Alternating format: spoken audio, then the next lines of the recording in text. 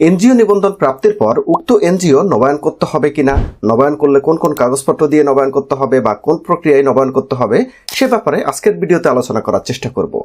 তো আপনারা যারা ইতিমধ্যেই আপনাদের সংস্থা বা ফাউন্ডেশনকে এনজিও ব্যুরো থেকে নিবন্ধন প্রাপ্ত হয়েছেন, তাদের অনেকেরই প্রশ্ন থাকে, আমরা তো ইতিমধ্যে এনজিও ব্যুরো থেকে নিবন্ধন প্রাপ্ত হয়েছি, এখন কি আমাদের এই এনজিওকে নবায়ন করতে হবে কিনা?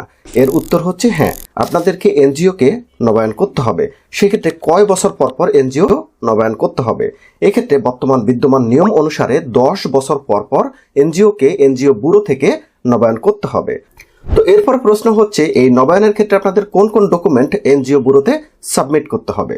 তো এক্ষেত্রে প্রথম যে গুরুত্বপূর্ণ ডকুমেন্ট সেটি হচ্ছে আপনাদের যে প্রাথমিক নিবন্ধন প্রাপ্ত হয়েছেন, হতে পারে সেটি আপনারা রেজিস্টার অফ জয়েন্ট স্টক থেকে সোসাইটি, ফাউন্ডেশন বা ট্রাস্টের নিবন্ধন প্রাপ্ত হয়েছেন, কিংবা সমাজসেবা অফিস থেকে যে সংস্থার নিবন্ধন প্রাপ্ত হয়েছেন, যেটি আপনাদের মাদার প্রতিষ্ঠান হোক না কেন, সে সংস্থা বা সে সোসাইটি, ট্রাস্ট বা ফাউন্ডেশনের যে নবায়নের কপি, সেই নবায়নের লাইসেন্সের নবায়নের কপিটি আপনাদেরকে জমা দিতে হবে।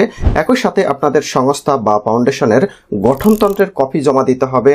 একই সাথে আপনাদের বর্তমান যারা এক্সিকিউটিভ কমিটিতে আছে তাদের কমিটির তালিকাটি জমা দিতে হবে। একই সাথে যারা এই এক্সিকিউটিভ কমিটিতে আছে তাদের প্রত্যেকেরই জাতীয় পরিচয়পত্রের কপি, পাসপোর্ট সাইজের ছবি জমা দিতে হবে।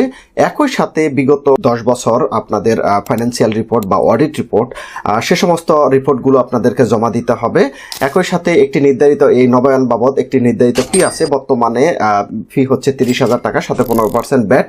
এই তথ্য আপনাদেরকে জমা দিতে হবে। তো এই সমস্ত কাগজপত্রগুলো একত্রিত করে আপনাদেরকে নবায়নের জন্য এনজিও ব্যুরোতে জমা দিতে হবে।